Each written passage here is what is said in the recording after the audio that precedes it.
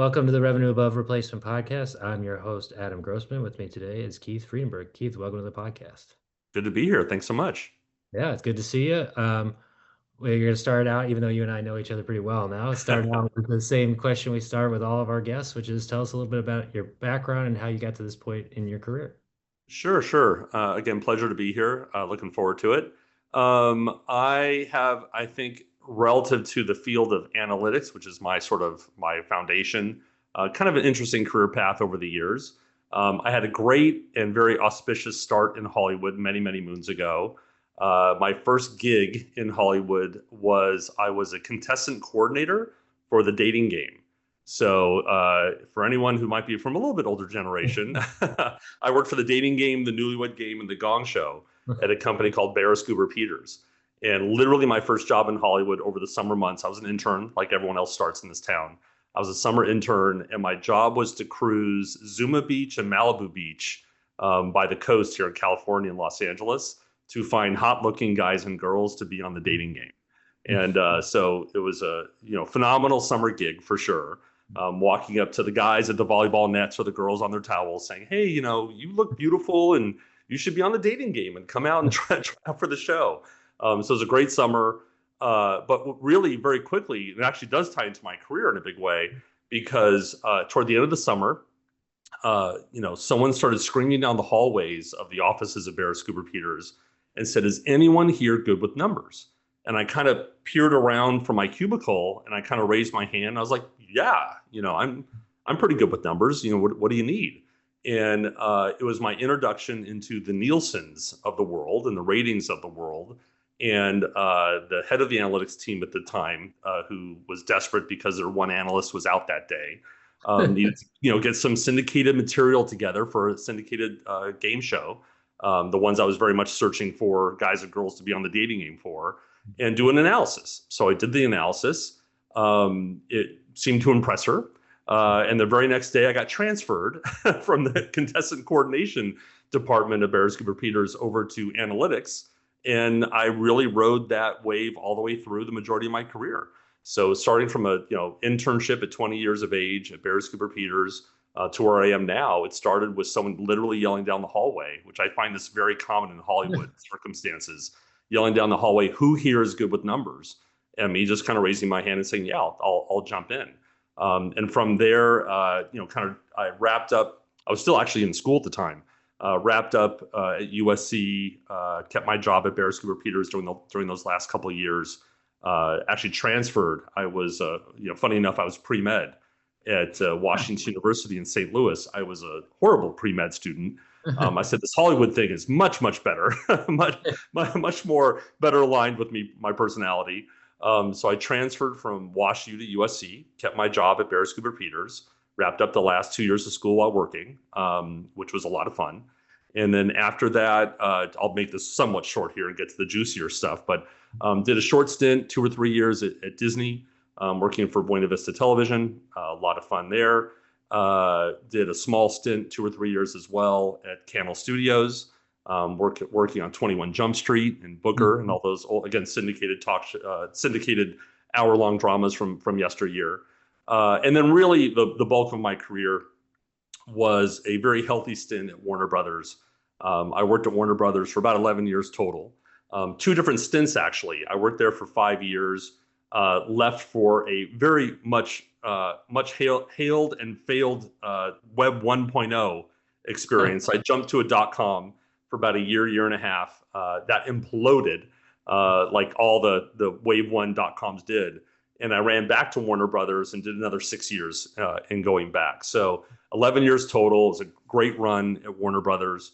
And while there, I focused primarily on domestic television distribution, a nice healthy tranche of consumer products, and some new innovation work for the studio.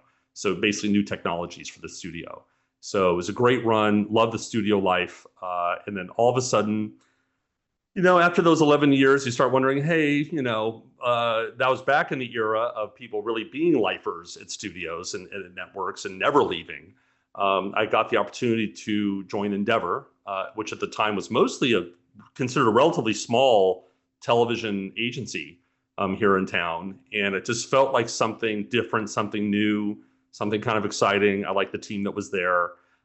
So I made the very audacious move of leaving Warner Brothers, not being a lifer at the studio, and jumping ship and heading over to Endeavor, and really spent a healthy 16 years at Endeavor and rode an incredible wave of growth for the agency. For being that sort of very spry television agency of yesteryear to obviously the acquisition of William Morris, ultimately, the merger with IMG, the UFC acquisitions, the WWEs, and you kind of name it all the way through. We can get into that if you'd like.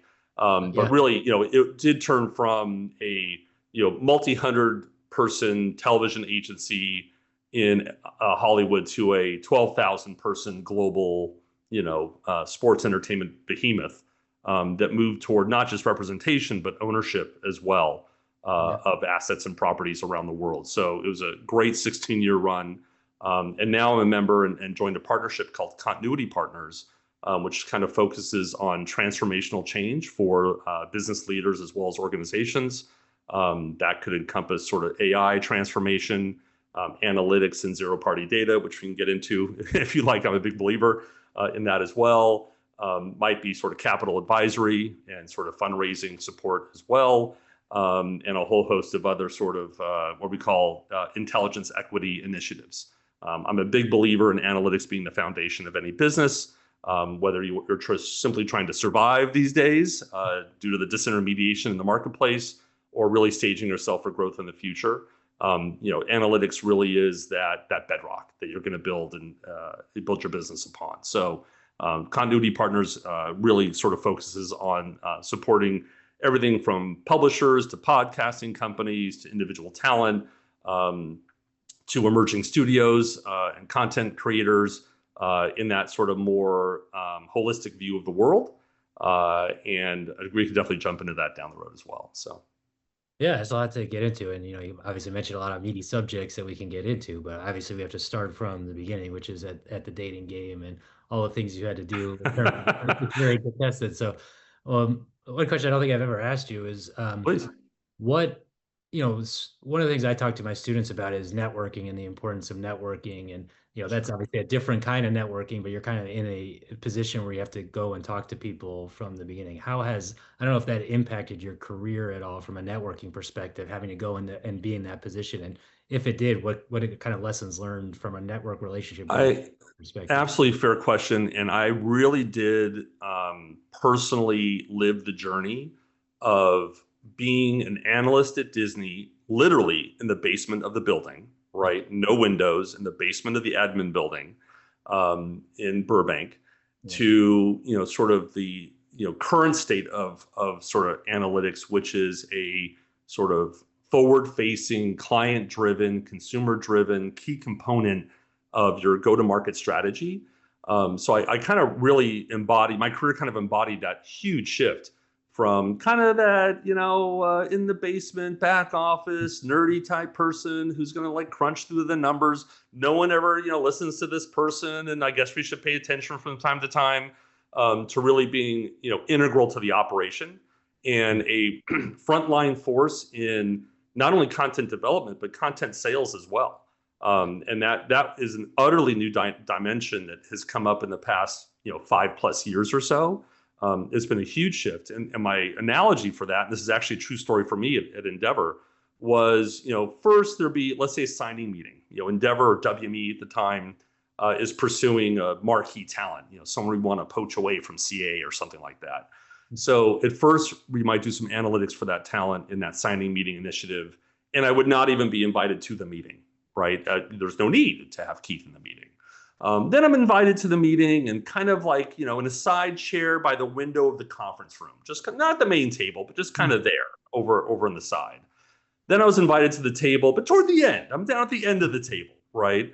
And by the end, and by me, I'm saying just analytics people in general, no matter what agency you're with or what studio you're with, you're sitting right next to the principal agent trying to close that deal. Whether Yeah. it's an IP deal, a talent deal, a sports initiative of some kind. It is so, analytics and what we do is so now lockstep ingrained into business architecture and closing deals and having people shake hands, that you really it now sits side saddle to the principal in the room. And I think that's a huge change. It was a huge change for me. To your question specifically, it took me a while to kind of get comfortable with a more out there approach to my career, being Yeah. a little bit more vocal, having more of an opinion about this or that, stating the case publicly, beating my chest on behalf of a client or the agency. It was kind of a big deal to kind of feel a little bit forced to mature my career in that direction and make sure I was comfortable in doing that. And I actually, by the way, as a footnote, I've had teams as large as 80 at various companies I've worked for. I've worked with many analysts, unbelievable, fantastic analysts who say, I want no part of that. It's not in my DNA. It's not why I got into analytics. I got into analytics because I actually do crave a little bit of back office work where I'm not on the quote unquote on the front lines of things. And I've always respected those people. There's a role for them, absolutely. It's more difficult for career management and sort of moving ahead in today's game, that's for sure. But respect their position. And I once had a situation where I was giving a vice president at the time an opportunity to kind of showcase their skills in a sales meeting. Hop on a plane, go fly to Texas, and go help close this deal. And I found out later it was utterly uncomfortable. It wasn't pleasant, not what they wanted for their career. And I had to let them know that that might impact their future. It's something that we had to be. I'm not trying to disrespect it. I absolutely respect that that's not the path they want to go. There might be some ramifications to that down the road on a personal level, but totally got that. And for me, it was always difficult. And I sort of speak about the two different generations of research-oriented people or analytics-oriented people, where it causes some conflict when the young, spry, go get them, people coming out of MBA programs, for example, or undergrad programs, and they crave the limelight, they crave being in the room, they want to share what they know, they're very passionate about what they've done analytically, they want to champion it, and technically they're at a lower level than honestly some of their senior people who don't want that. So it has in my career in terms of managing people been a conflict from time to time, where sometimes you have those really young go-getters, Yeah. and they can kind of butt heads a bit with the layer above them because the layer is not accustomed to that type of orientation in someone. I think and the universities are doing a great job now of putting these these executives, young executives, into the marketplace, and they're revved up and ready to go. Yeah. They're like, bring it. They're dying to be in the room. In fact, what's really funny for me is I have to always remind them, you don't know everything yet. so cool your jets a little bit. Oh, Step back. Just take a moment, step back, think for a moment. Don't jump right in with the answer.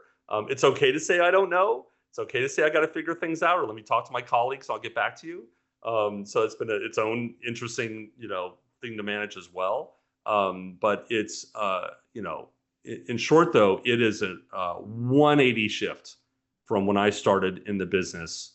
Literally, from summer intern very early on, I was at Disney. I literally, I'm not kidding, was in the basement with the, at the time, they called them viewer in profile, the VIP books, the Nielsen VIP books.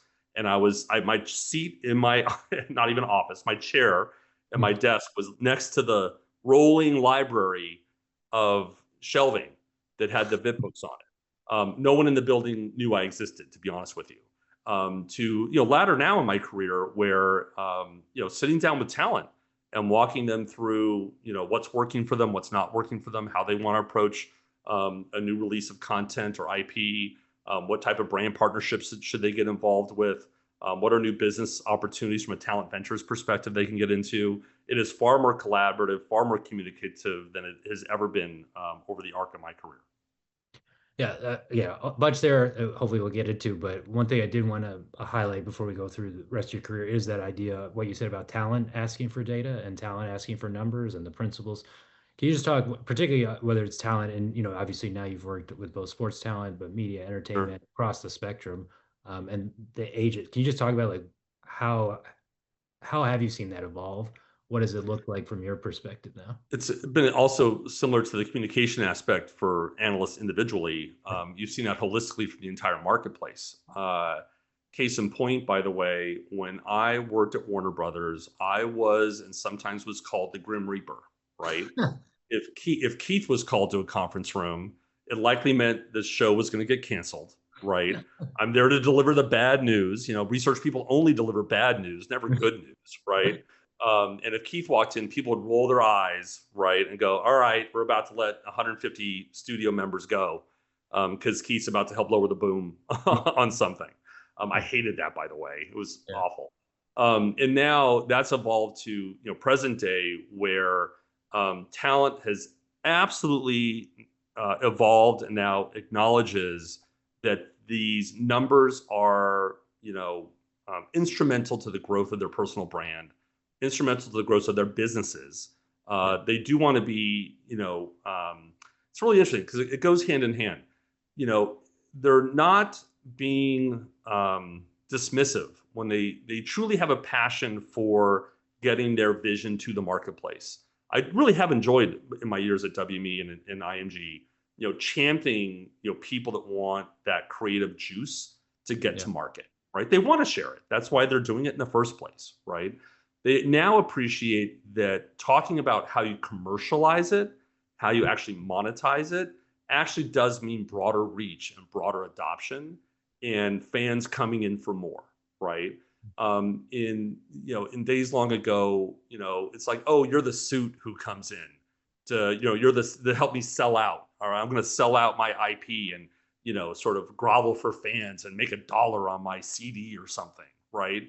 And now it's like, oh, you're going to help me engage my audience Yeah. and build a relationship. Now, with the disintermediation of the marketplace, that direct one-on-one relationship between artist and fan has never been more important. It's instrumental to their growth, and they know that to commercialize well means I'm being more effective and I'm sharing my content I've created with more eyeballs or more ears, and I want that, right? Right. So I've lived through the evolution of Grim Reaperdom into colleague and compadre in trying to, impact, the arts and Yeah. get their content. I don't care whether you're an athlete, you're a celebrity chef, you're an actor, actress, influencer.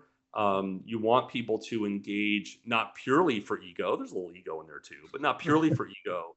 But if it commercializes well, I can do more of it. I can keep on doing what I love, right? If you put out that piece of content that doesn't resonate, and I hate to say this is just the churnings of the business, you'll likely fall by the wayside and your career will, abruptly end, and that'll be that, right? And a great example of that, to put an actual story behind this, I had a meeting at WME with Usher, and Usher, we'd done a big sort of analysis of his brand, and it was really he was, by the way, completely professional, completely into it, and very interested in the results of the analysis. What are you trying to tell me here, right? A real early adopter from the WME perspective, talent wise, of trying to get it right. I am running a business here, and what does this mean for me? And the little bit of the funny side story here is that his sexy score had gone down a little bit, right? And he's like, wait a minute, this is the heartbeat of my brand image out in the marketplace, right? I can't be losing my sexy score. This is the horrible news, Keith. What's going on here? And I had to explain to him that the numbers also, sort of alluded to the fact he was kind of becoming the elder statesman of Yeah. R&B, right? His personal brand persona, he wasn't that 22-year-old, sort of sexy guy anymore. He still is pretty sexy, but he was now, basically an arbiter of the future. He was a hit maker. He Yeah. found new talent. He, helped birth new talent into the marketplace. He was becoming a little bit more the elder statesman. And his career was just kind of morphing a bit, and it actually meant a fan expansion that he could sort of, again, commercialize and monetize and engage more. And it really spoke to the fact that he wanted his fans to age up with him and not age out. And that's Yeah. a dilemma that I think a lot of artists or fandom in general has to deal with. How do I maintain lifetime value of a fan? How do I build my personal or sport team enterprise value by properly engaging fandom and making sure all of that journey is collaborative and a shared experience, and not me just being totally only commercial, and or just purely an artist. There is a sweet spot in between where commerce meets artistry meets fandom, and that's kind of where the magic happens if you do that right. Yeah, I mean, obviously, there's not that you didn't say this, but there's a lot of companies, Netflix probably being the most famous example of where that kind of all comes together, where it's data, commerce, film, entertainment, artistic talent all coming together. I guess, 100%. I guess I'd be remiss not to ask what goes into a sexy score from an analytical perspective.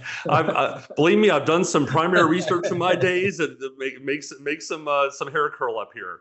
Uh, but and again, as an analyst, Yeah, you don't have to say. I'm just. no, I no, it's really, you bring up an interesting point though, is yeah, that there is analytics for true business planning, true business architecture. Where is the blue ocean to go attack versus the red ocean? exactly. Purely objective assessment of the marketplace and fans and opportunities. And then there's just, quite frankly, and every student coming out of a university program will have to deal with this. There's also just the sales deck. Yeah, You're trying to close a deal. How do I make right, something look as enticing as possible?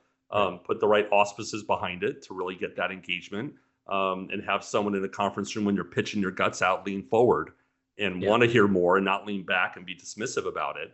I think in narrative building, whether it's objective narrative building for the actual business you work for, and you're trying to make a smart decision around ticketing, merch, fan game day experience, whatever those issues are, or if you're simply trying to close a deal yeah. and get the right kind of, what I call fit and feel around that deal, analytics plays a huge role in framing that narrative and going to market with it. And we kind of talked about this, or you've talked about various different parts of the early parts of your career before you jumped ship to the. Because I do want to talk about that Web 1.0 startup, particularly the parallel Sure. to current times with artificial intelligence. But before, just kind of like, what were some of the early? I don't even call them early days, obviously, because they weren't early days. But when you were at Disney and WB the first time around, what were some of the data projects that you worked on? You referenced Nielsen, but what were some of the other things that you were looking Yeah, at? it's really, uh, you know, by the way, I'll on a personal story side as well. When I got my job at Warner Brothers, and of course, I thought I was badass cool when I got Yeah, of course. my junior analyst gig at Warner Brothers. And when I was one day sort of feeling my oats and acting like big man on campus, my boss who hired me at the time, she said, "Keith, I have to tell you a story here. There were two finalists for the job you got. You won it, right? And congrats Yeah. for being here." They gave both of us a take-home assignment to complete, which is very common nowadays as well. Yeah. And I used an old Word program to kind of build my charts, right? My competition built their charts using colored pencil, Oh wow. and she's like, "You just beat the colored pencil person." So whenever you feel like you're the man around campus here, just remember you barely beat the colored pencil person. Um, but I forgot your question now. But Just some of the early work you did at yeah, I Disney. think I think at Warner Brothers, it was really interesting. I launched a myriad of syndicated talk shows. This was back in the era, and I would actually say the glory days of syndicated television, Yeah. where the talk shows, the game shows, the courtroom shows were just absolutely killing it, and they were unbelievable money machines to the studio, to the agencies, to everyone involved in that business. Madison Avenue as well. It was just an unbelievable gold mine. Probably the most fun I had was launching and getting on air the Rosie O'Donnell show. Oh wow. And people do forget what an absolute monster hit Oh yeah. Rosie was, just ginormous. But there were the Jennies and the Sharon Osbournes and you name it. I've launched over 100 syndicated talk shows over my career, or syndicated shows over my career. But the one I kind of look back on, at least with the Warner Brothers days, and say, wow, that was and syndication television, for which is a little bit of a, not a dying business, but a very much change business. Okay. Back in those days, it really was trench warfare. It was guerrilla warfare. Market by market, deal by deal, all 218 DMAs across the country. Active sales force on the road 24/7, and you had to kind of go slug it out. But I think launching Rosie O'Donnell was a big memory for me. Launching Ellen, and especially given those times back then, she obviously became a monster hit in syndication. But when it was being sold, imagine going to some certain stations and saying, "I have Ellen DeGeneres here, who wants to go on your air." It was a slog to kind of get those shows on the air. So very proud of those. And a lot of sort of cable dramas, a lot of studio movie packages that were sold to market back when those sort of volume 32 of Warner Brothers package XYZ with the A films and the B films and the C films, and you had to architect the packages and go to market. So I think for me, one thing about the studio experience that does really spark with me is just the component of volume. There's just so much volume, at least back then as well, just getting dished out of the studio. So whether it's Free Willy gear or Babs Bunny or Batman for consumer products, whether it's literally tens or hundreds of syndicated shows coming out of all of the machinery of the studio, all the tail end or last mile monetization of movie packages. For me, the real sort of ongoing memory of those years was just a never-ending, onslaught of IP. You were just trying to, window out to the marketplace, make as much money as you can, have the right kind of build around the marketing spend. How's the P&L going to look? And I think, very early on in my career, you do realize that, ratings were dollars and dollars were ratings. So again, back to narratives again, how you frame up that, Ellen DeGeneres renewal in Chicago is very much different than how you might frame that argument in Miami. So it was just, that trench warfare, syndicated television, slog you went through. And it was great, back at the old Nappy conventions in Las Vegas with, everyone shopping their wares to all the TV buyers. And spending $1 million for Elton John to come sing 2 songs at your evening party. Again, it was kind of the heyday of King World and all of that. So it was great. And then same type of issue, but a little bit different for Endeavor. Obviously, I was a little bit more in a leadership position at that time. But closing the deal with the UFC was just monstrous for Endeavor at the time. Really the acquisition of IMG and making that, sort of, jumping into that sort of sports pool with both feet. And really, it was exciting for me as the leader of Endeavor Analytics at the time, because we had to get good right quick. And what was, legacy-wise, purely a sort of, call it West Coast Hollywood take on the world, became very much a East Coast global take on the sports landscape. And that really did shift the responsibilities of my team at the time. And really trying to weaponize our analytics for a much broader audience internally and externally. So it was great. But, for me, always take pride in the UFC deal. That was really industry changing at the time. Really the acquisition of IMG was phenomenal in terms of growth of the company. OpenBet getting into sports betting as well in IMG arena was, super interesting at the time. And I will say this, though, it's really interesting. After leaving Endeavor, I take a lot of personal pride in the deals that would never make a variety, right? I'm not going to name names, but hey, maybe someone who's a little bit more toward the end of their career, and and getting that renewal of a host gig on a game show, or getting renewal of a fairly lo-fi, non-scripted series on a second tier cable network meant the world to them. I mean, I've been in conference rooms where talent is, basically hugging all the agents saying, I can keep my house. I can keep my kids in college. That's how important getting this renewal was for them on a personal level.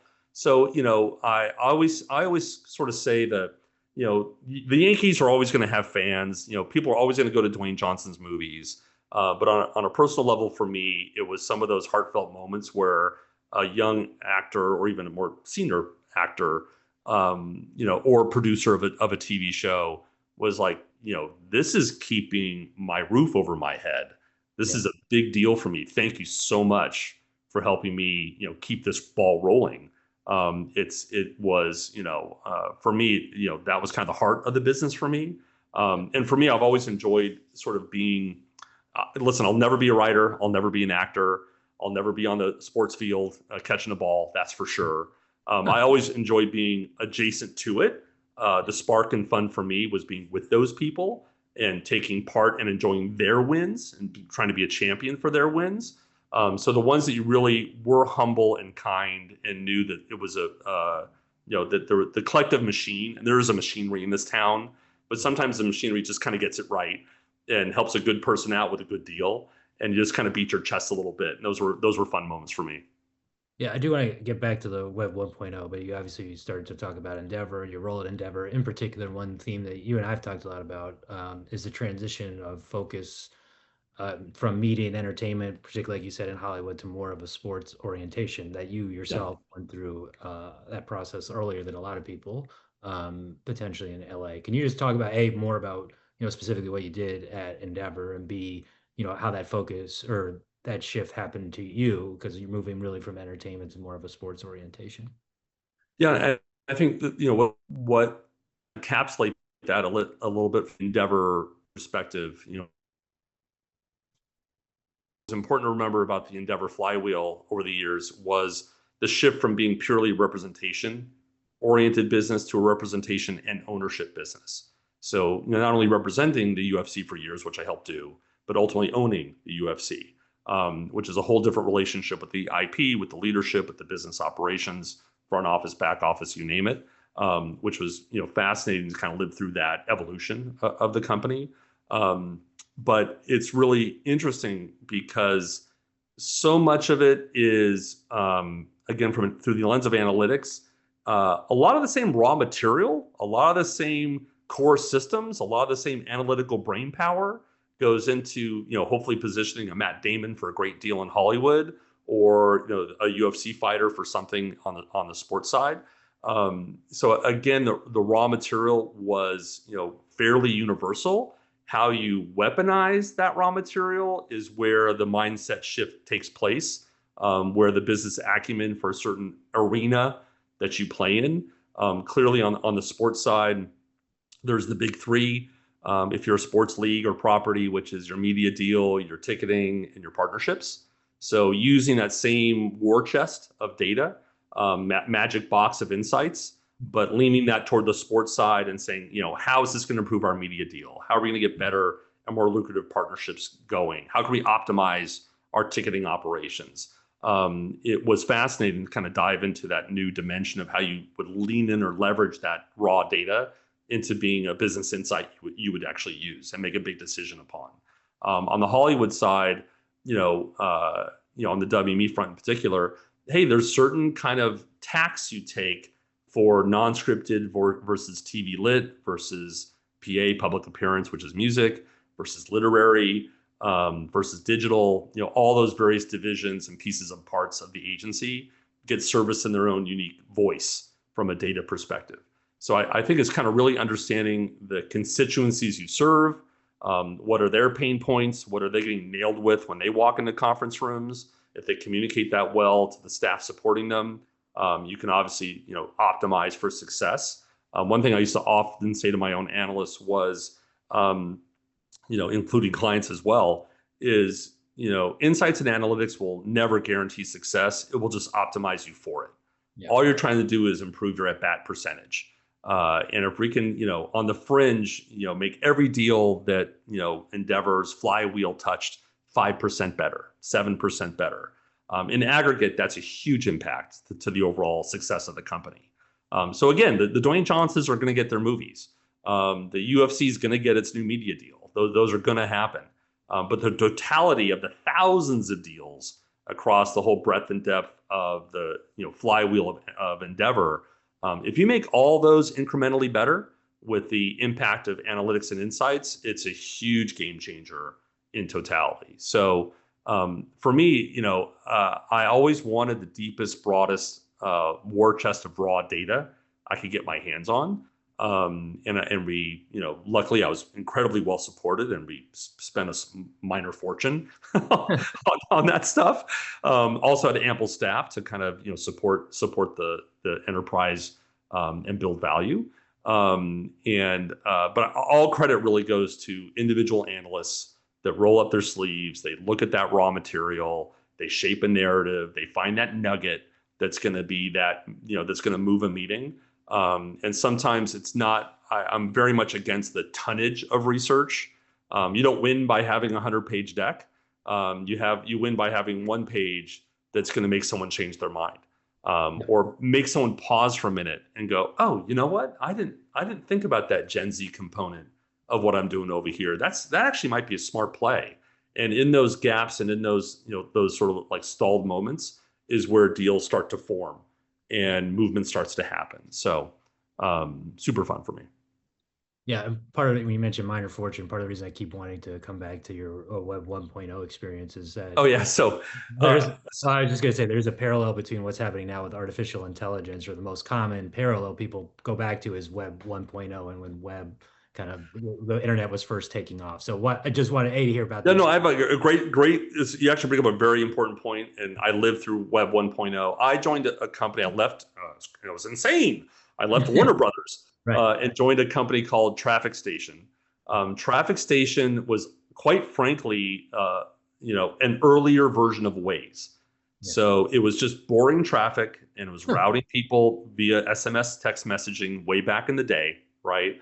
I love boring businesses too. It's like traffic and weather are always going to play in this new digital space. This thing called the internet. This thing called the internet. Weather and traffic's always going to be a thing. So I left the studio. I went to a company downtown LA called Traffic Station, and was there for about 2.5, 3 years or so. When all of Web 1.0 imploded, we went along for the ride as well. And I literally called my friends back at Warner Brothers and said, I'm married with 2 young kids, and take me back. So I literally went back to the studio with my tail between my legs. So we've all had that experience in our careers as well. But it was great because, I was able, like to your point about AI today, I viscerally felt the future. I knew this was going to be a thing, right? Yeah. I made a bad bet. Yeah. Join Traffic Station. Like I said, maybe a too early, but obviously It Waze was and too early, honestly, too early. One funny thing I did, and I'm not proud of it, but I would be in board meetings with our investors, and I would tell our traffic observers, we were like in 32 cities or so, and so I would tell my colleagues on the LA desk, I was like, it'd be really sweet if there was like a level 4 accident on the 405 freeway right about 10:20 in the morning, right in the middle of this meeting. And of course, I hold up my phone and be like, "Oh, alert just came in. Watch your trip back to the airport, guys." So a little song and dance, a little fake it to make it a little bit back in Web 1.0. But you're right. It was it really was the ways of today. It could have been a phenomenal business if we had survived maybe through that first thing. Makes me think of AI in the sense of what is real, what's going to be tangible, what can be operationalized, what becomes truly a tool to use versus the hype of saying, oh, I just want to be X company .ai. And if I say I'm .ai, I'll get 25% more VC money coming in to get my project off the ground. So AI will undoubtedly, especially generative AI with the things that are in development now, is going to be mind bending in terms of what it does to, especially the sports entertainment industry and live events as well. It's going to be absolutely fundamentally game changing. But I'm also kind of remembering my 1.0 days, yeah. where a lot of these companies are going to fall by the wayside. A lot of them will be good idea but too early, like Traffic Station was. Some will ride the wave all the way through and become unicorn companies, and God bless them if they do. There's going to be far more failures than hits, like any new emerging technology and what happens. And I think, it's always going to be, oftentimes when you see new technologies, it's the second or third, attempt that seems to finally get traction, seems to kind of get the UI, UX right, that the consumers start to adopt and really leverage and use. And that happens to be the rocket ship that becomes the unicorn. Meanwhile, there were two or three companies that might have made really strong attempts prior and just for whatever alchemy reasons didn't get it squared away the right way. And it didn't happen for them. So I see a lot of, I'm a big believer in everything old is new again. When I see SVOD platforms today, recoalescing into broader offerings to consumers, makes me think of 1985 cable era, where you had sort of the cable aggregation that happened then as well. So again, mechanism shift, processes shift, technology shift. Some of the basic businesses are going to hold true from a thematic perspective, right? Am I a consumer that wants to go to 27 different spots to see a show? Probably not, right? Hence, it's going to aggregate up like cable did back in the day. So I think there's a lot of clever people out there, but some things do kind of rinse and repeat more often than people realize. And I think that's potentially a good segue into what you're doing now with continuity and some of the things that you mentioned at the beginning. So whether it's looking at artificial intelligence, zero-party data, some of the things that you mentioned. So what is continuity in more detail? And Sure, it's like, what are you guys looking at right now? yeah, it's really so continuity is a partnership, right now of four principles. I'm one of the four principles, and we are taking a different lens on the sports, entertainment, live experiences, actually the corporate space overall. I believe we now live in the era of insurgencies. You can be small, nimble, crafty, and good, and get a lot more heat in the marketplace than the legacy institutional providers of yesteryear. And again, I applaud those companies that are, have, realigned themselves to the future or in the midst of attempting to realign themselves. It's not easy. It is like turning a tanker. But whether you're a legacy studio, you're a record label, you're an SVOD platform of some kind, fast channel, internet app, whatever you are, it's time to take an insurgencies mindset to the marketplace, and you can really take advantage of a incredibly disintermediated world at this point. A lot of the gatekeepers you had to funnel through in getting businesses off the ground years ago are no longer necessary, to kind of get to consumers, right? I hate to be a little bit, sort of blasé here and say, direct to consumer. It's been, worn to death at this point. It is true. And I think, direct to consumers really should be looked at through the lens of disintermediation. Can, middlemen be moved out of the way? Can you leapfrog, technologies, processes, people, to get to your end goal sooner, faster, more nimbly than before? And oftentimes, starting from scratch is far more efficient of a play than trying to remorph or change or re-architect a legacy company in some way. So continuity is kind of taking advantage of this kind of changing paradigm in the marketplace right now. We do believe that one sort of thing that we coin is AUM. AUM is commonly considered assets under management, through the financial lens of people out there in the market. I'm a big champion, or we are a big champion of AUM as audience under management. How you actually manage your audience and architect that relationship. This is beyond direct to consumer. This is not just, hey, I'm going to sell another widget to somebody, and I'm going to do it more efficiently with a social media post.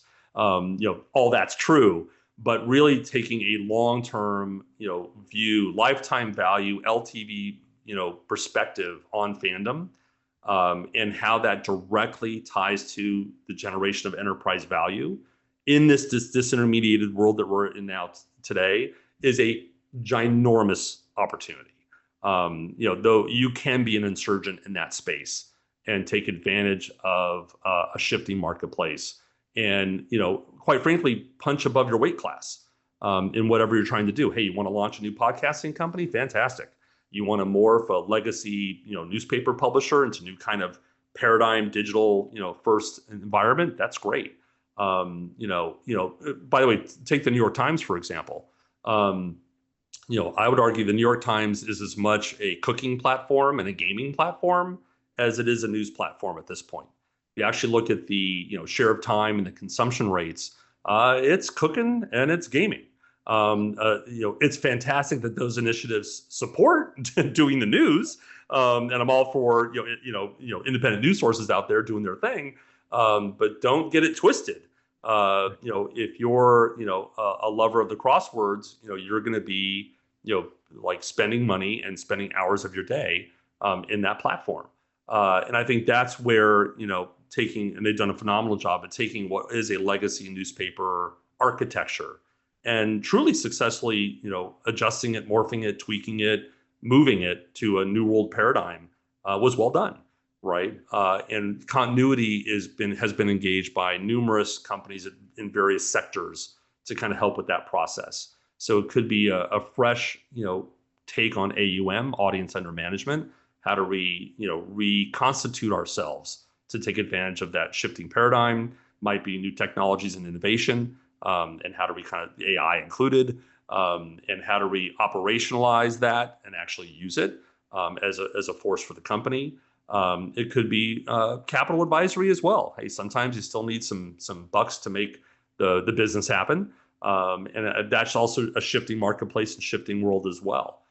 So I think, and one thing we kind of sort of lean on a little bit, again, foundationally to the business, is this concept of intelligence equity, right? How are you architecting yourselves? And it's not just about servers and systems and CRM. And, oh, we got Salesforce. So, aren't we a forward-leaning company at this point?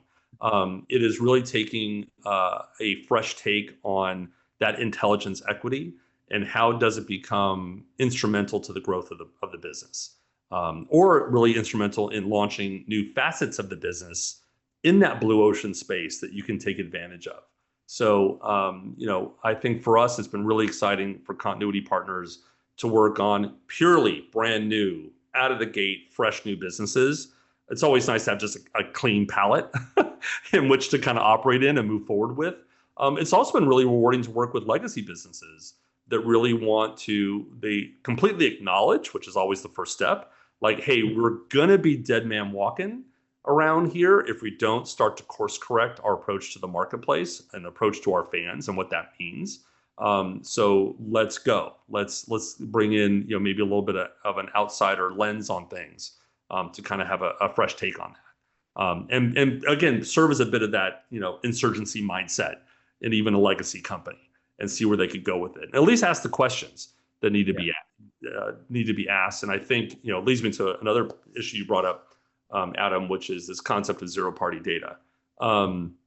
There also, and again, this is my history personally with my career. Hey, listen, you want to use the best toolkit you can to, again, make those good decisions and optimize your at-bats. Data is instrumental to that. And I think there's most companies have a wealth of internal business intelligence they can lean into. They oftentimes don't have the marketplace or the competitive insights to make the right decisions. Zero-party data is fascinating for me, actually on equal footing to me as AI. That's how important I think this is going to be, and how to operationalize this for the success of the business. Zero-party data is essentially, ethically sourced, ethically sourced, 360 insights on someone's digital life, whether it's mobile phone, connected TV, tablet, you name it. It really is a 360 view of a consumer and every piece of clickstream data that they engage with along the way. It sounds very Big Brother, which I appreciate. That's why you want to ethically source it. But you could be a Netflix or a Disney Plus and have phenomenal data about inside your own walls, right? How that relates to the marketplace, how that relates to your competition is a far cry different type of analysis to get really under the hood on. So using zero-party data is a new tranche of intelligence that companies can lean into. It's seminal to the practice of Continuity Partners, and it's great to do that type of analysis pre-engagement to kind of make sure that we're looking at the marketplace and looking at the opportunity the right way, and then also infuse that into these companies where you can drive that direct consumer relationship, you can drive that LTV, and ultimately impact the enterprise value. And with again, foundational look at whatever syndicated data you have, whatever internal business intelligence you have, whatever surveys you've done. I'm not knocking any of it. Right? I'll take anything I can get my hands on, right? But that zero party data is a really observable behavior that you can really see what people are actually doing. And it's fascinating to look at that level of insight and pull out some insights that you really think you can drive a business forward with. Last question that we ask all of our guests. You Sure. mentioned you've got teams of 80 and you've hired a bunch of people. So when you I wish I could have them all back. Well, when you're looking to hire people, we have a lot of students and people who are earlier in their career trying to progress in the industry. So when you're looking to hire folks, what are the kind of the skills and backgrounds that you're looking for? It's a fascinating question, and this was the one I really kind of ruminated on when you sort of sent me a few things to think Okay. about. And I'm going to say something that I don't want it to sound esoteric or kind of high and mighty, but I'm going to say it anyway. And something when I've sort of guest lectured in classes, I bring this up personally. I think it's something for students to at least consider, right? And what it is for me is the difference between smart and sharp. And I would argue that most students coming out of an MBA program, let's say it's a sports MBA program or an entertainment, oriented MBA program, even undergrad for that matter, I would argue, I look at my own kids as well. They're wicked smart, way smarter than me, super impressive. I mean, the talent is undeniable, right? These universities do a great job, and they're well equipped to attack the market. In getting a job, though, how do you communicate your smartness that kind of goes with it, right? And it is a little bit when we talked earlier about that new era of, especially in the lens of analytics, which is my core area. Um, how do you communicate in an interview that you not only can run that regression analysis, that boring thing that we sometimes still do, right? But how can you communicate it? How do you understand the market dynamics around why those numbers matter? What's the competitive landscape look like? How is my client going to use this versus someone across the street might use this, right? How might someone use the same data against me? And there's a certain type of, I love interviewing people that have that little tinge of smart in there. I'm not trying to say that in a rude way, but you kind of know it when you see it, right? It is that combination of skills with that market dynamic understanding that just you're like, oh, that's the one. That person is speaking to me. They're going to kill it when they come in here. They're going to have a voice. They're going to speak truth to power.